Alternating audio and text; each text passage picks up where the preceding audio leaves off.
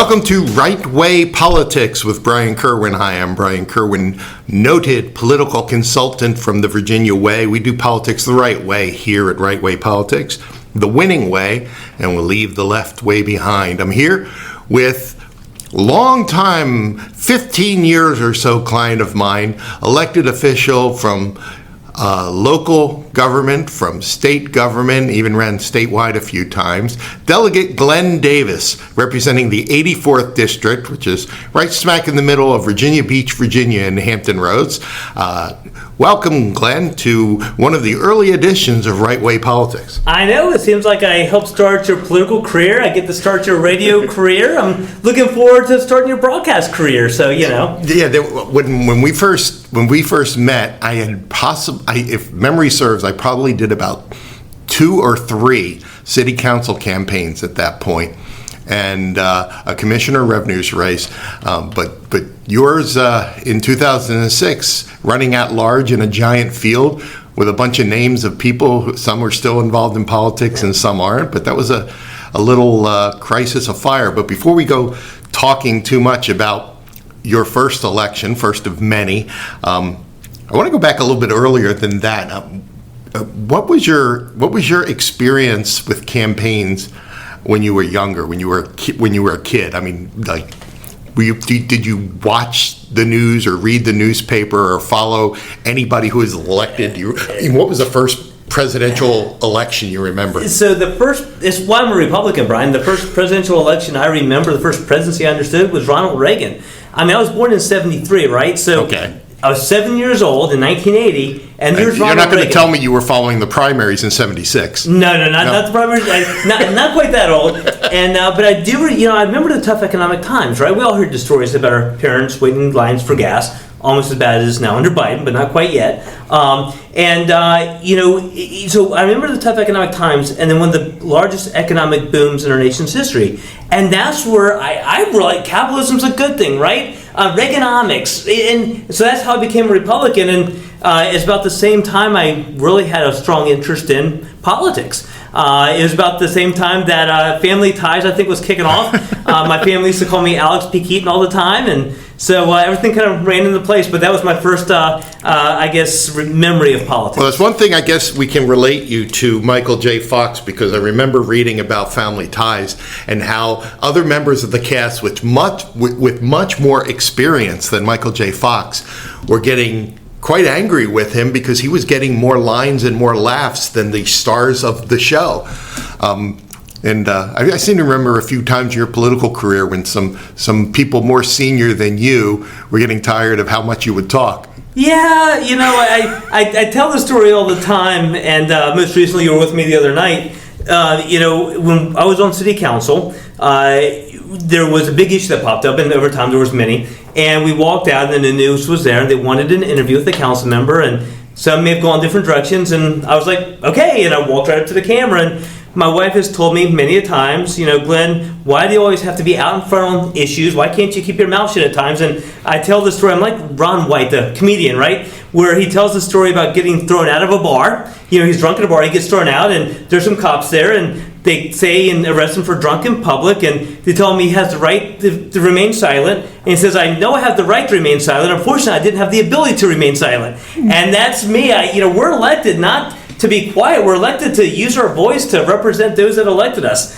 So you and I have had a number of times where I always tell you all the time that I didn't elect you to tell me what to do. I didn't hire you to tell me what to do. I hire you so I can do what I think is right, and I come to you to help me get reelected after I do what I think is right.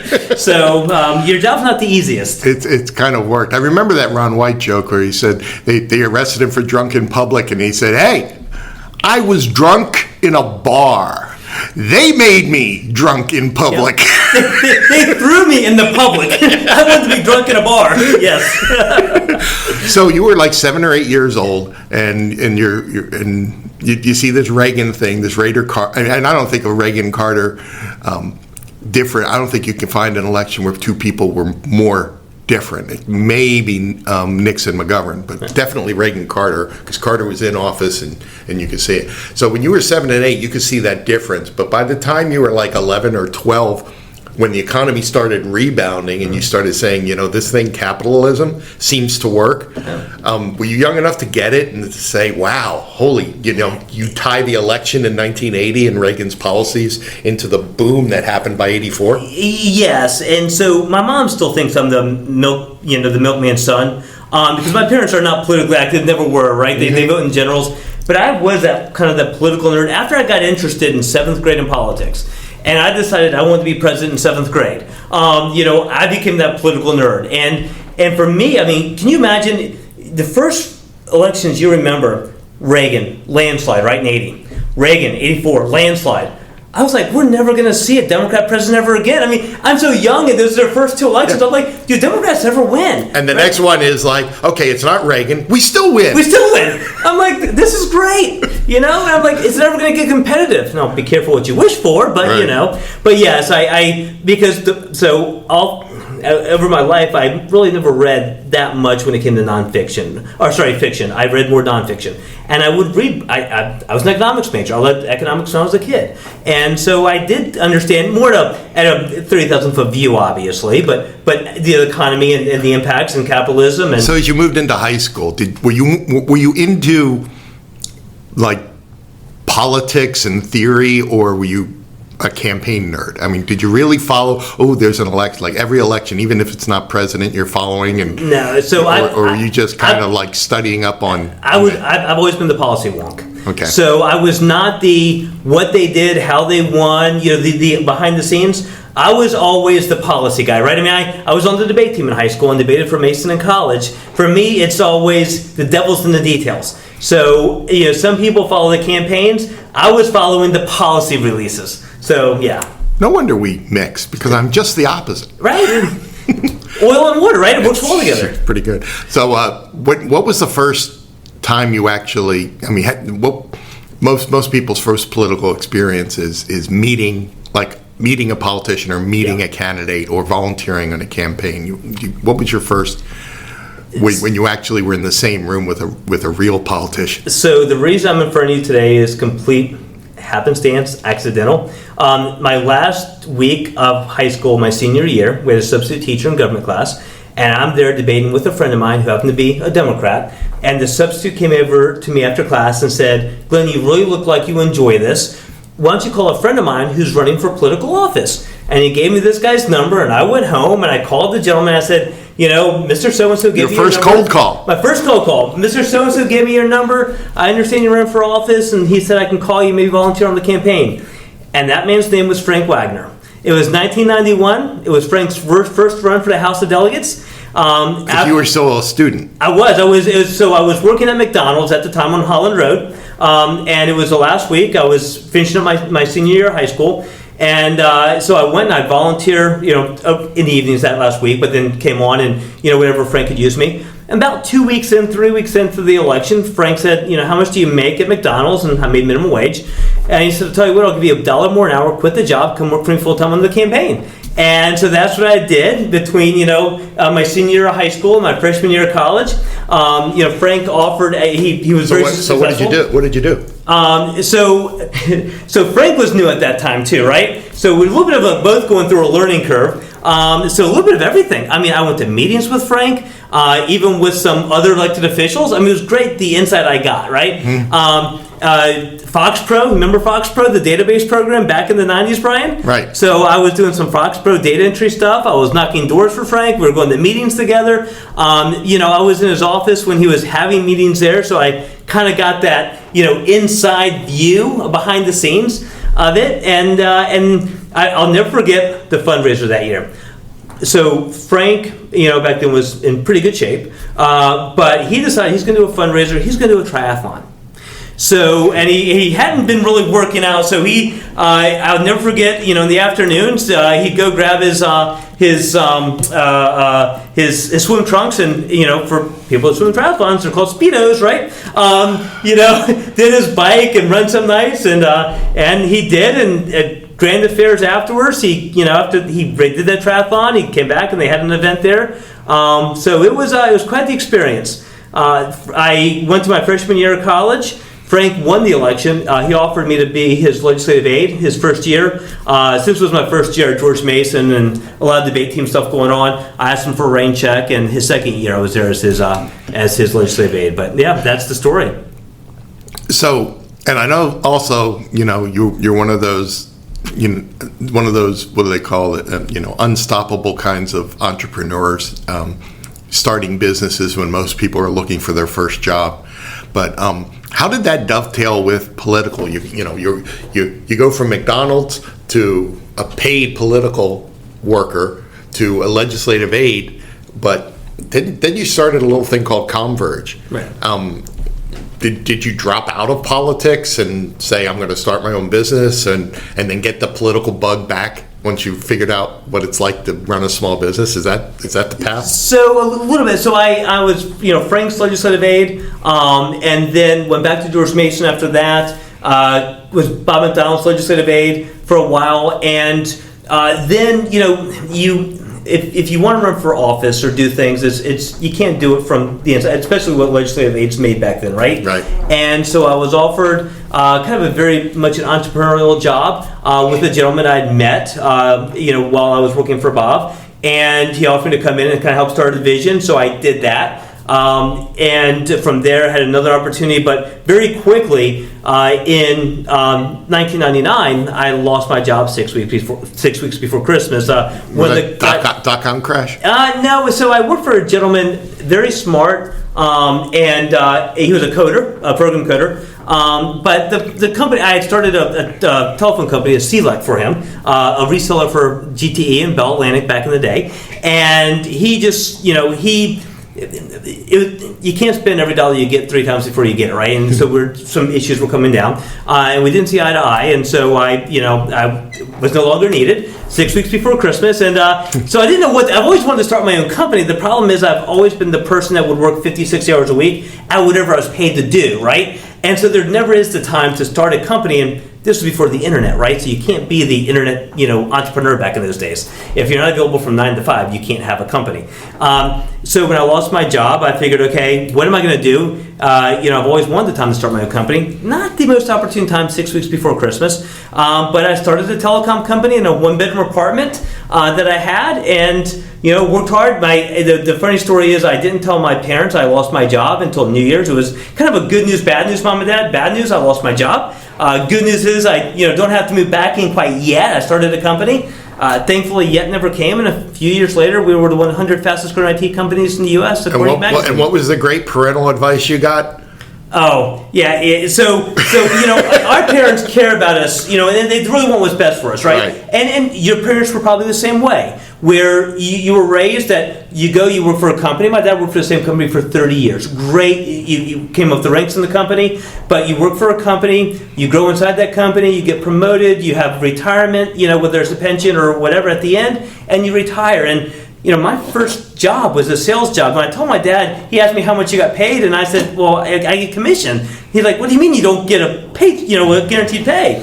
And for me, I've always been that type of you eat what you kill, and as we say in sales and as an entrepreneur.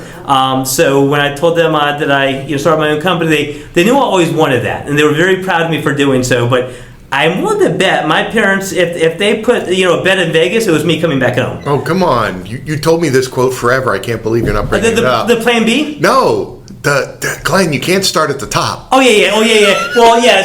So yeah, that's the conversation my mom and I had. So when she's like, why don't you go get another job? And she's like, Glenn, you can't start at the top. And I'm like, well, you can if you start your own company. Now, truth be told, what happens is you start at the top and bottom simultaneously, right? Right. Well, that's when you learn when you own your own company. You are at the bottom. Mm-hmm. You're the last one to get paid. But it is, but also you have to check your ego. People think they're a hot mess when they start their company, and they get business cards saying president of a company. If a president of a company knocked on my door, cold called my door right now in our office, walked in and said, I looked to come talk to you sometime about what my company does, and says, President, he's a one-man shop, right? It's a given. Right. So when I started my telecom company, my business cards didn't say CEO or president. They said senior sales associate. Because my thought was, if I'm a senior sales associate, there's a perception that there are at least a regular sales associate, so there's got to be at least 2 of us. And now 3 of us, because there really does have to be a president. So And it's not you only got to have a sales manager. Right, you may have to have a sales manager, which wasn't me, So, it was the whole perception's everything, right? Yeah, and that way you can always say, well, let me check with my sales Right. manager and I'll get back to you. Yeah, well, I will tell you a funny story about that. I did home improvements in Northern Virginia while I was at George Mason. And so I was one of the guys initially that would knock on people's doors to set appointments, and we did so well, me and a good friend of mine, that they asked us, they promoted us to be the people that actually ran the appointments that were set for us. And so we would, run appointments in the afternoon, but I can't count the number of times that, you could have a price, the people you're in front of for their windows or roof or whatever I happen to be selling wants to negotiate. You can't negotiate against yourself in front of them, so you go and ask if you can use their phone. You dial a number, and you actually talk to no one on the other side of the line, who's the sales manager, negotiating on behalf of the people there with the hard ass, if I can say that, who's your sales manager, to get the price down a little bit, and you go back and you give it to them, and so a number of times we did that, but that you learn a lot going through those types of jobs where you really are only paid when you deliver, and it creates a mindset, and that's something that I think sticks with people. So. Okay, so you're Mr. Politics in school. You got a Reagan Bush 84 bumper sticker. Oh yeah. Then you go, you leave it for the corporate world. Mm-hmm. You get thrown out, and you build your own castle. Right. You don't find yourself back to being an actual candidate for 5 or 6 years for that. Yep. Where were you in the wilderness? Were you just like working the 80-hour week trying to make converts, or did you sit back on a Sunday and say, were you following politics? This was George W. Bush time. Did you think it was like, hey, we got back to winning again? Well, so I had friends that were still in politics. So in the 90s, when I was on Frank's campaign, Paul Murillo was active. Bruce Meyer was active. Sal Quinta was Bob McDonald's first campaign. Great, I got to sell that. Two of your 3 friends are now judges. Exactly, they're judges. I'm a delegate. And I think I would have camera phones back in these days, Brian. Well, you're not getting speeding tickets either. Right? Yeah, that's true. Yeah, I don't have that sports car anymore. But yeah, so I always had the friends. So I always had that interest. But yes, it was 80-hour weeks. There were so many times that I never thought I was going to make it. Never mind pay yourself. I'm living on credit card debt. The number of sleepless nights, because the way it works when you start your own company is during the day, you're calling, trying to make appointments, running appointments. In the evenings, you're doing what you have to be doing, which is putting together proposals or doing your books or whatever organizational stuff. So I literally loved. It got so tight. I remember many nights actually wondering what I was going to do because I didn't think this was going to work. And there was one. I had a couple of people that worked for commission. They actually sold cell phones, but they worked for me on commission as well to sell telecom and voice and data. At that point, it was voice lines, right? And I represented AT&T and Cavalier Telephone. You may remember Cavalier back in the day. And one of these guys walked into a rather large company here locally and just was pitching cell phones and said, oh, by the way, we can do voice lines. And the famous words, by the way. Yeah, by the way. And for some odd reason, and to this day, I don't know how they misunderstood him, but they thought we were cable and wireless, which is a very large telecom company at the time and still is here. And so he left. He said, Glenn, I've got an appointment with this big company. There's one catch. When I walked out the door, he thought we were cable and wireless. And the name of the company was USA Telecom. That was my initial name before I merged, became Converge. And so I'll never forget going to that appointment and sitting down in front of that person, explaining what we do, and having to say, well, we're not cable and wireless. And he's like, well, who are you? And I was like, well, it's USA Telecom. I started this company. But what I can promise you is I can give you the same products they can, but a hell of a lot better service. Because I'm here. Because I'm here, and you can reach me, and you've got my cell phone number.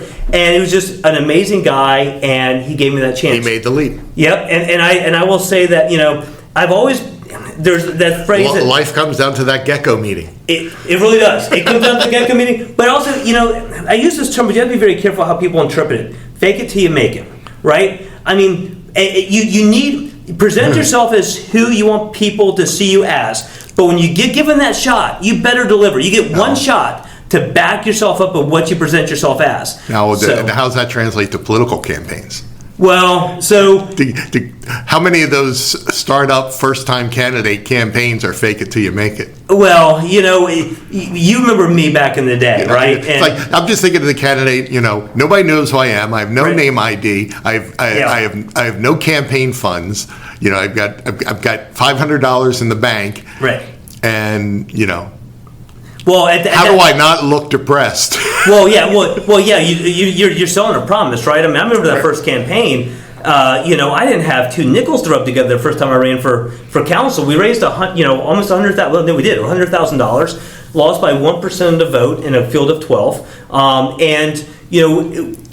remember you and I having the conversation the final week and a half leading up.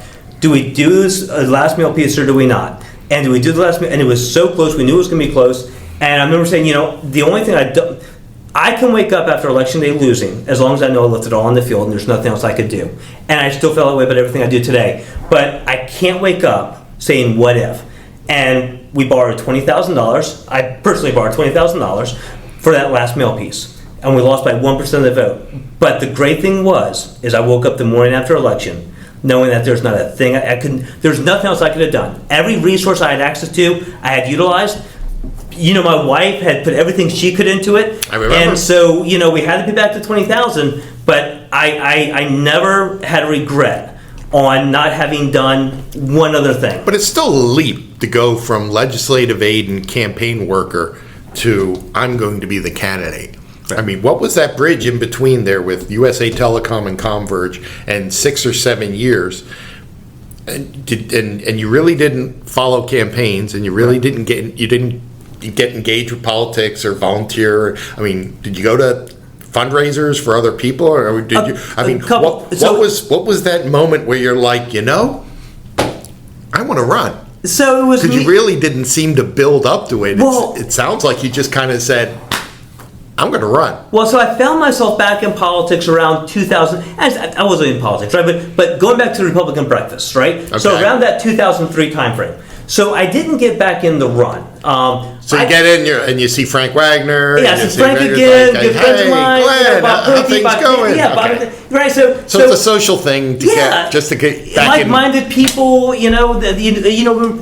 was going on back in the early 2000s, and so. And I had a company, and obviously I needed to start networking again as well, and so it was all coming together.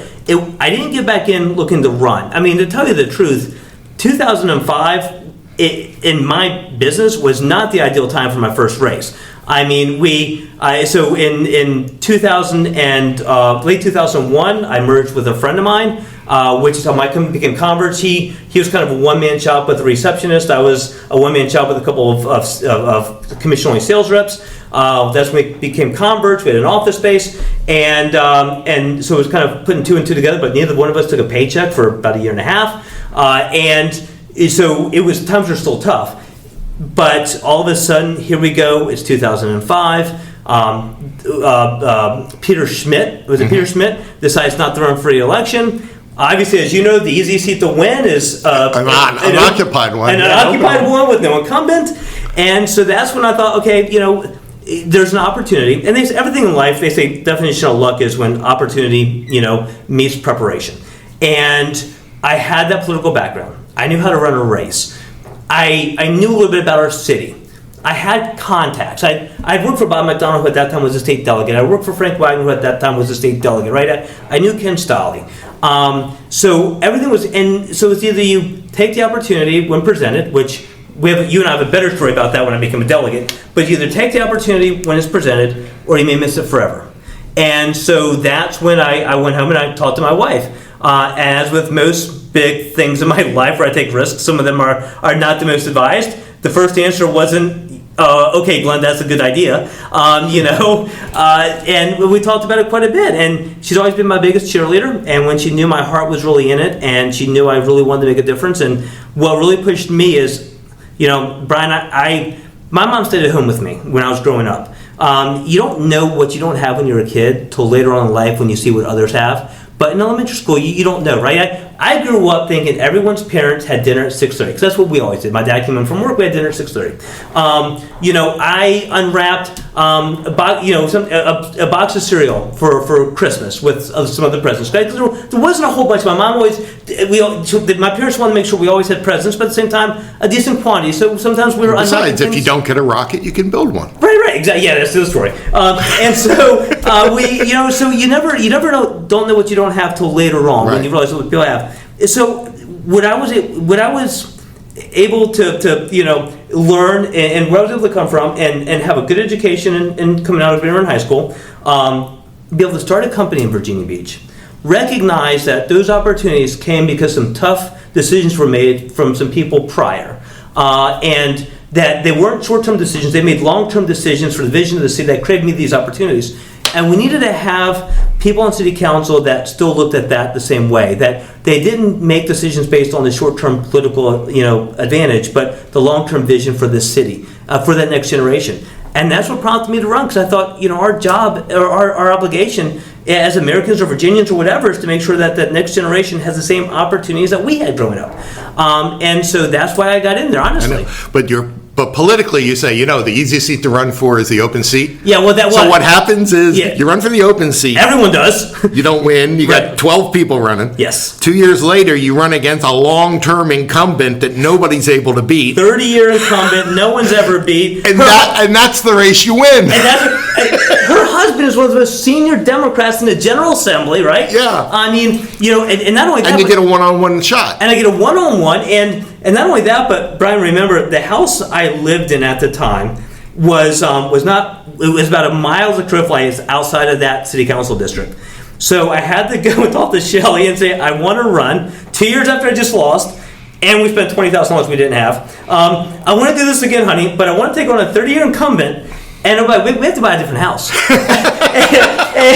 and you're still married. And the only reason I'm married, Brian, is if I had lost that race, I swear, I'd still be in the small house I had to buy, and Shelley would be in the house we're in today. So, and that kind of brings us into, I always talk about the plan B, right? The plan B fallacy. That if you have a plan B, you're less likely to commit yourself to plan A. And you got a net. You got an out, right? When times get tough, you have that exit valve. But if you don't have an exit valve, there's no other thing to do but just continue moving forward. And that's how I got through, my first company. But more importantly, that race, I literally had bought another house, and my wife and I moved out of the house she loved into another house so I could run. It literally, and it wasn't the first time I asked her, or the second time I asked her, but the third time. And so I got with Rosemary Wilson, and Rosemary, and we bought a house pretty quickly. We moved with furniture that was too big for that house, and if we had lost that race, Shelley's not the type of person to tell me every day we did this because of you. You still have that house. I did. We had to rent. Yeah, we rented it. But she would. But I would see my wife. I know every day and think we did this and I lost. Right. So. But see, for city council, you had three campaigns. Yeah. I want to focus on the campaigns. Yep. And you really ran the gamut. You got a campaign for an open seat. Mm-hmm. You got a campaign against a long-term incumbent, and you got a re-election run against a challenger. Yes. What do they have in common? They all lost to me. Not all of them. Come on. No. So they all ran to the right of me. I think at the time. We outworked all three. There's a lot of. Is there a messaging difference when you're the outsider challenger trying to make noise, and then you're the incumbent that everybody knows? Yeah. I mean, look, the worst thing they say that a candidate could ever have is a record. Mm-hmm. I mean, and it's so true. I mean, you work with a lot of candidates. It's you can say whatever you want. When you're a challenger, you're like, well, if I get there, right, and I'll turn the moon into Swiss cheese. Right. And no one can say no, you won't, because you haven't, But when you're a candidate, or when you're an incumbent, now you got a record. And what's even worse, Brian, is everyone should always stand by the record. And I've always stood by mine, but it's so easy for people to twist things, right? And we've seen it sometimes on some of my bills where the bill title may say one thing, but that's not necessarily what the bill does, right? When a bill's introduced and where it kind of gets. And so people throw stuff at you because they misrepresent. They don't know what they're reading. Yeah, they don't know what they're reading, or they don't even bother reading it, right? They just hear something, and so having a record is a tough scenario. So it is a little bit more challenging sometimes as an incumbent. Then you make the move to state politics. Yeah. Undefeated for delegate and delegate races. Yes. Are the campaigns different? Local versus Oh my state? God! I'm sure you remember me telling you, Brian, when we won my city council races, I obviously ran at large, and was it 80,000 votes to win? And I remember you and I sitting down, and I'll tell a story about me making it. I called you, but I remember you and I talking about this race. And when I said, Brian, how many votes do I need? And you said, well, about 25,000 people vote, 15,000. I'm like, I can beat me. 15,000. I'm used to getting 85,000. 15,000 votes. But you're undefeated in November. Yes. Well, obviously with a lot of hard work, but when you start talking 15,000 votes to win, Elections in the springtime. right? Yeah. You're Mr. November. Right. Well, it's larger turnouts, but I also think too that when you're one of 12, it's harder to get your message out there, right? No one knew who any of the 12 of us were. Everyone's trying to figure out who's who in the zoo, right? I think the benefit was, even though I took it on a 30-year incumbent that second time, it was head-to-head. Right? It wasn't. And she had a record. Because when you're running for an open seat, you're running against no record. Right. But so when we had a forum, it was her and I, right? And the following time I ran and I had a challenger, it was him and I. Mm-hmm. And when I ran for the House of Delegates, it was him and I. You kind of throw the mold away when you're talking about typical incumbent strategies. You're the only incumbent I know, with the possible exception of a few more recently elected folks around here. But the normal book says, if you're the incumbent, you don't want to debate. Right. You've got a history of pushing for challengers to debate you, even if they don't want to. Oh, I've egged them into them before. I've gone to third parties and worked with third party to get them to go behind the scenes and create the debate to force them in. I mean, usually as a challenger, the most important thing you want is to be seen on the stage with the incumbent. Right. And, put them in a box. And the last two election cycles, I couldn't get my challenger to debate me. Hell, they canceled the last second. I mean, it's, so... That's not the norm. No, it's not. And is that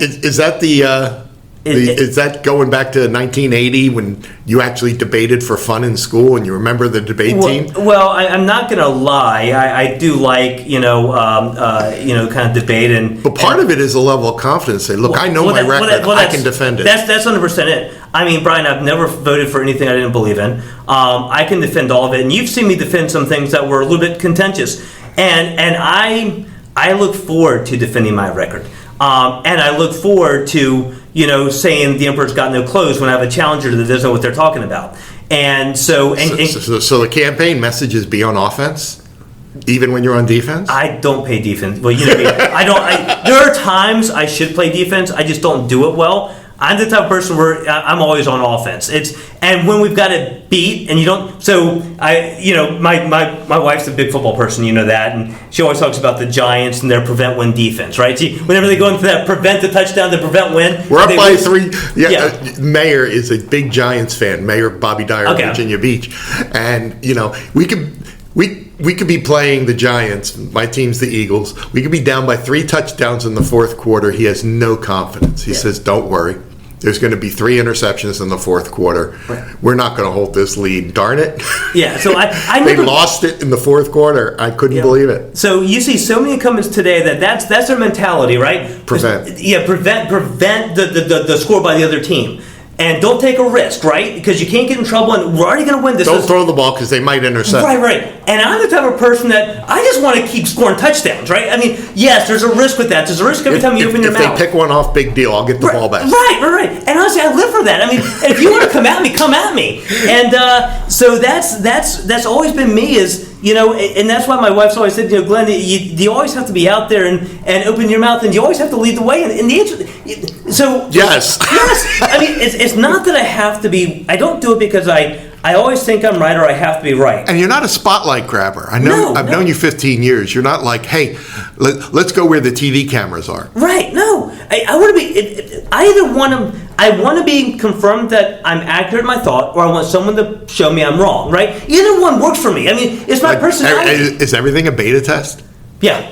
Everything's like the worst that can happen is I can learn, and right. somebody gives me an argument I hadn't thought of, then then we recalibrate. Yeah, I mean, my staff will tell you, anyone that wants to meet with me, I meet with them, right, in forms I get invited to, but I am more likely to elevate a group of individuals that do not agree with me over a group of individuals that always agree with me, right? Because there's that education that happens. I've seen your debates. Yeah. I've seen a room full of Democratic candidates in a room full of the audience of nobody but Democrats and me. Right. And there's one Republican who showed up, and it was you. Right. Yeah, if I'm wrong, I want someone to show me I'm wrong, and I'll give you the opportunity all day long. And if you can't do it, that's your problem. And I want the opportunity to sit in front of a group of individuals that don't think like I do, and share with them why I think that way, and win their support. So you've done local city council campaigns, you've done state campaigns, you've done statewide campaigns. Are they any alike? Are there any things that are constant besides you? I mean, they really are two different. Well, the local and the state and the delegate campaigns now are more similar because local is no longer citywide, right? So that becomes a district, and the audience sizes are about the same, comparatively speaking, right? Mm-hmm. So they're more similar.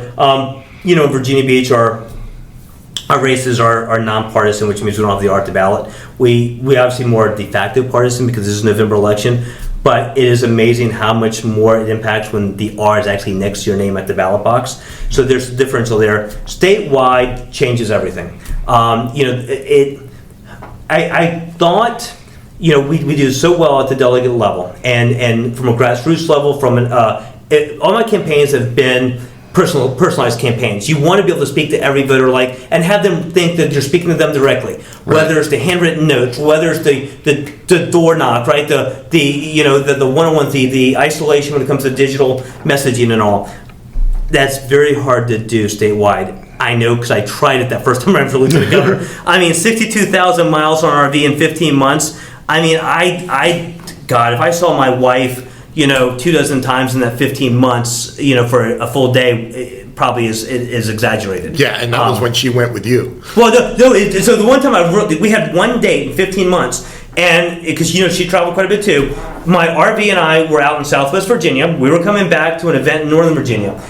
Shelley was just leaving an event in Northern Virginia from that day that ran late. So we pulled in at the same time she was leaving. We met at Tyson's. I dismissed the team and said, go get dinner. And Shelley and I went someplace else, got dinner and a movie. So it's sad that for 15 months, the only date we had was literally in Northern Virginia. She could tell you. I can't remember. She knows. So I know who picked the movie then. Yes. But she has a memory.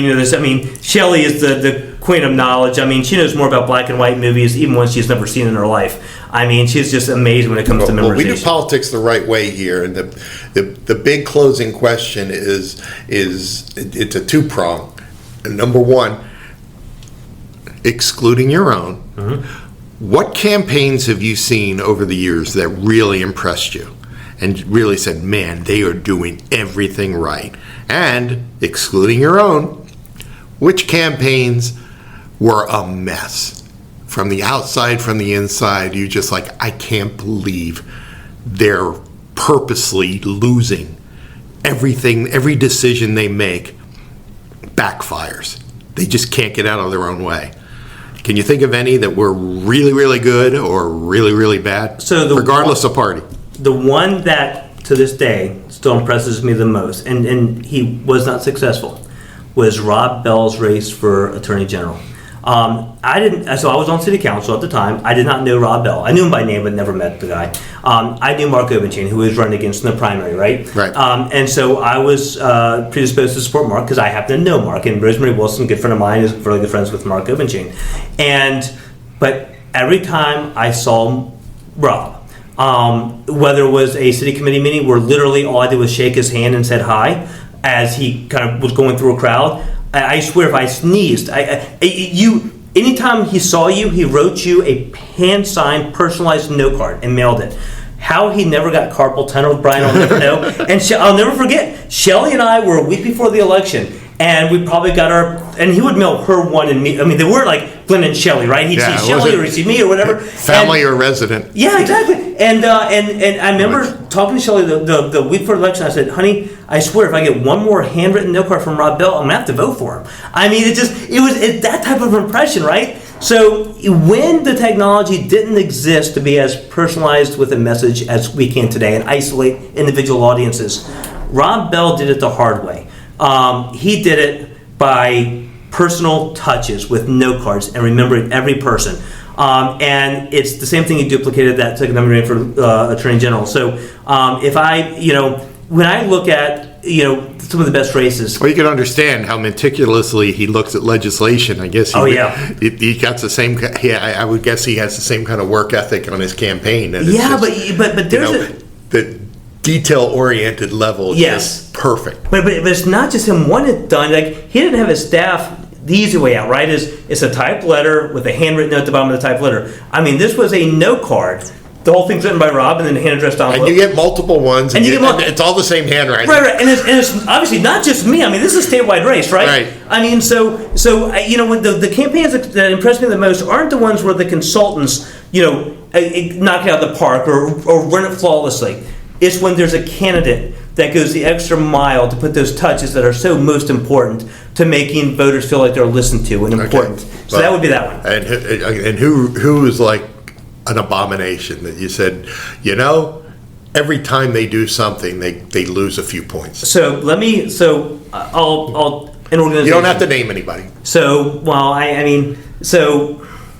look, RPV back in the day. I mean, look. Back in what day? Huh? Back in what day? So back in the was it the 2014, 2015? Okay. So you're just getting into the House of Delegates. Yeah, and then even after that, I mean, when you go to was it 2017? I mean, you remember the postcards that would go out, right? Mm-hmm. I mean, maybe 2019. I mean, it's so some of the districts are very, very red, right? I think I know where you're going. Yeah, you cannot do any wrong. And then some of the districts, we have to win the middle to win. And so they could just not, it's like, just be careful what you wish for, because some people wish the organization would help them. And I get to the point where if you don't do anything, you're helping me. So whether it's over-the-top postcards, the one I remember the most, and this one, I'll never forget, we're running, it's 2019. We're in a fight of our lives. This year we lose 16 seats, we lose the majority, right? We're all fighting for our lives that these have more money than God. And we're trying to win the middle and go after, non-traditional Republican voting groups. And there were some people from South America that here, in Virginia Beach, Hampton Roads, that were starting to come through Republican stuff. And I was doing outreach and trying to get that middle. And then an MS-13 postcard hits, right? And, I'm like, what the hell? And I literally had the group of individuals that were helping me with outreach come and say, Glenn, why is it your party wants to welcome us into, your organization 8 months out of the year, and the other 4 months they want to call us criminals, right? And I literally had this young lady amazing lady from El Salvador, came here illegally and she couldn't speak English. Now she does, and she was told by her high school counselor in Virginia Beach that she'd only ever be a janitor. Today she owns 3 companies. And I remember her telling me, she's like, Glenn, what is it that your party doesn't understand about our president? He's like our Donald Trump. He's young, he's rich, he doesn't need anyone's money. We're safe, he's going to get assassinated. She's like, why can't you see that some of us are trying? And it's those types of things. And there was, sort of that, and there was a couple other things in a few years prior. And it really hurt a majority of us that had to win the middle to win our races. And me, I respect how anyone wants to do their race, but I never go negative. I've never gone negative in my life. You've been in all my races. Never once. And you and I both know when we say going negative, accurately portraying someone's voting record isn't, and we've done that before, but in the limelight, you've been there. You did comparisons. Yeah, comparisons. You've been there in a room with me. I love telling the story about Jason Miyares. You remember when it was in my other office? Yes. It was my first delegate race. It was you, Jason, and I. And Jason hands me our first mail piece with a picture of my opponent on the cover with Barack Obama that he had met and shook hands with at Green Run High School and was very proud of. And we had taken it off his Facebook page, and it said Obamacare 13 times in that pages. And I said, Jason, We can use the picture because he's proud of it and it's public, but we can't alter it. No, I don't want it darkened. I don't want to lighten. We're going to use it. We're going to use it just like this. No, by the way, it's only a 3-page brochure. You can say Obamacare 3 times. And you know Jason. One on each page. Yeah, one on each page. And you know Jason. Jason's one of my best friends. I remember. But he's Cuban, and 0 to 60 happens very fast. And he got elevated. And we had this little match. I remember. And I said, if it says more than 3 times, it's not going out. You can say the Affordable Care Act all you want, but you get 3 times. He's like, Glenn, we pulled it. I'm like, I know we pulled it, but I'm not going to win off an emotion. I'm going to win off of facts, and obviously a lot harder to win off of facts than it is off of emotion. We all know people act by emotion, and that's. So it's harder to win when you don't want to go negative. But I think it's the right way. Jack Kemp said it best. He said, it's not just about winning. It's about deserving to win. And I think that's how we all, me and the team I always surround myself with, look at it. That I want to be able to look at myself in the mirror. So you have background in sales, Mm-hmm. and even as the head of a company, you were the salesperson, Mm-hmm. and so there's the whole: do people buy emotionally or do people buy logically? And you're sitting in the boardroom with a big company and you're trying to make a pitch. The only emotional thing you say is I'll give you better service. Yeah. Trust me, which is basically your message. But your sales pitches are more, we've got the equipment, we got the price, we can deliver. But passion. In politics, is politics much different than sales? No. People make buying decisions emotionally as well.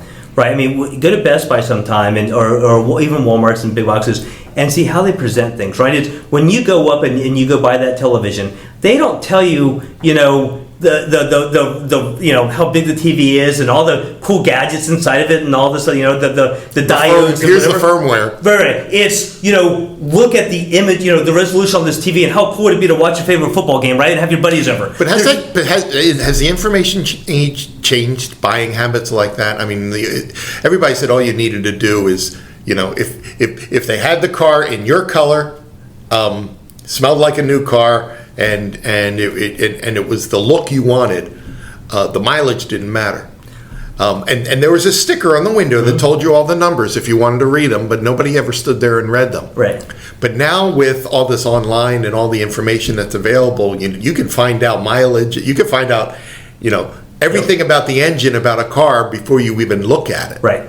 But what sold you on the car? And I would say that it was some type of marketing something that created the emotion inside you to draw you to that vehicle, right? The big truck types, for those that like the big trucks, the cool sports car for that younger guy that we all were once, right? There's some imagery that has an emotional tie that creates a desire. The Instagramming of America. Exactly. That's probably a great way to put it. At the end of the day, when I decide I want something, then I may just go on to Google and find whoever's got it for the cheaper price. But the idea of what I wanted is still driven by emotion. And I'd say that's true in sales, it's true in politics, because people. But still, you're not comfortable having a completely emotion-based campaign. No, not at all.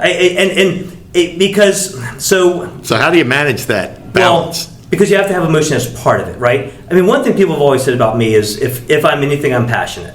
Right? I mean, you've seen me talk about things I really care about, education, some other things, and so you can convey facts, but convey them in a manner that is passion's contagious, and passion is an emotion, and people want someone, especially in politics, Brian. People want someone that they believe in, that they don't think that they're saying one thing to get elected is going to do something else. And how someone isn't that type of person, it's not what message they convey, but the passion they convey it with. Because then you can see what their conviction is, right? Because conviction follows passion follows conviction.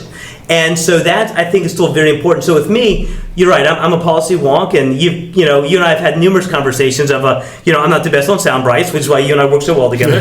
And I always, I have numbers and stuff like that. But it's always conveying it with a passion and being able to pull that emotion in others. They say in sales, you have feature benefits, right? If I sell you a bicycle, the feature is it's got 2 tires so it can go somewhere. But the benefit, the reason why you're going to buy it is it allows you to go somewhere so you can have a job that allows you to provide for your family because you can't drive a car, right? It's what does it mean to you? And that what does it mean to you is always an emotional attachment.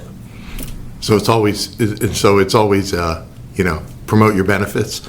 But you basically have to have both, I guess, for a campaign. You got to have that gravitas. You have to be talking about stuff that matters. You have to portray that you know what you're talking about, right? Right. You can't say I care about kids and say it with passion and expect them to believe you're the best candidate. But you can give a whole bunch of facts and then talk about how you care about kids. Or somebody talks about how tough it is to run a small business in America today, and they've never run a small business, or basically you've never had a high-level job, and you have a credibility issue in politics, and I'm sure in business. Well, like a lot of Democrats I know. Well, but even in business, you have to have credibility. You can't just say, "Hey, I can do this." Right. You got to have that kind of a background. You got to have proven yourself. Well, and I'll tell you, how hard it is when to be a candidate for the year-long, drag it takes to, you go to all the events you have to go through and everything that you as a consultant want your candidate to do, right? And it's the same thing when you start a business. There better be a passion. Because if you don't have a passion that's driving you, you won't make it to the finish line. I mean, you're going to give up. If there's not these campaigns are tough slogs. They are. And I frequently speak to candidates, and I vet a lot because it's not like it is on Fox News or CNN. It's not like it is on the West Wing. Right. There's a lot of days where you feel rotten. There's a lot of days where you feel fantastic. Days, Brian. When candidates ask me what it's like, I say, look, here's what's going to happen. It happens to every candidate, and it happened to me. You will have the highest of highs and the lowest of lows, and sometimes they're within the same 24-hour period, right? I mean, it really is. I mean, you see it all the time as a consultant. I mean, how many times do you talk to, a candidate and they're on cloud nine, and then they hear something from someone else, and all of a sudden they're down here, right? Mm-hmm. And it's that type of thing. And I tell them everything Icarus, Right. Don't get too high, don't get too low. Right. The people who are making you feel like you're the best candidate in the world, well, that's not true. Right. The people who make you feel like the scum of the earth, well, that's not true either. Right. So, and then even keel. And you know what I've always respected you about, and I did a recommendation for you when I mentioned this, on my first campaign when you asked for the recommendation. It's dealing with spouses. I mean, I don't know how many times you and I spoke during my first city council election, but I'm pretty sure I know how many times you and my wife spoke during that first city council. Because you and I talk facts. I want to know where we are, what we can be doing. We were talking numbers and strategy. And my wife, she's like every spouse, right? She cares so much for, her spouse that she loves. And, and God forbid someone, and my wife's Sicilian, so, I mean, she'll give you the shirt off her back to see if she can help anyone. But you do something that hurts someone she loves, and God help you. Mm-hmm. And so when articles would hit or people would say things, and she's calling you, and you're trying to calm her down because it's not helping me any, obviously. And yeah, I don't know what it's like for other consultants, but spouse management, for lack of a better word, has been a big part of so many of my clients that it is almost funny to the point where my wife says, "Okay, who was that on the phone?" And it's typical the same call because they don't want to take up their husband's time or their wife's time, who's the candidate. They don't want to, seem nosy, right. But they want to know what's going on, and is everything going the way it's supposed to? So is everything okay? During campaign season, I mean, my wife knows. She has your number. We're all friends, right? But I will tell you, there's never been a time in my house, even in an off-year election, which I don't have very many of, even where I get off the phone with you and her first question is, is everything okay? Is something wrong? This is the first two things. When I talk to you, the first two things out of her mouth, is everything okay? Is something wrong? Oh, yeah. Well, if I'm making the call, the first thing everybody thinks is, uh-oh. Yeah. What happened? Yep. So, no. Just returning your call. Yep. No, and you're right. I mean, it is, spouse management is so important because it's not just important to have the spouse's head in the right place because they are an important part of the campaign, but you can imagine it's hard for the candidate to have their head in the right place if they're trying to calm their spouse down or kind of put them in a good place. So I mean, I really looked at it. I mean, all men that get anywhere say they married up, and I definitely did. I think we both agree that we both did really well. And Shelley's always been there with me. She's the biggest cheerleader and gets more votes than I do, and the only one of us to actually win a statewide race. Now she's first vice president of the Virginia Federation of Republican Women. But we're good with plugs here. Yeah. Women are awesome, in our party, and but even so, because she's such a big piece, she also has a huge heart and cares so much that she always, she knows sometimes that if there's an issue, I may not tell her, because unless she can help, I may not tell her, but she wants to know. And that kind of drives things. And that's where, it's either me having to talk to her back in the early days, her calling you and saying, okay, you talked to Glenn, it seems like something's wrong, what's going on, Brian? So, Yeah, things are good. Yep. Any parting thoughts? Brian, so I love the fact that you're doing a podcast. You and I have had conversations like this so often.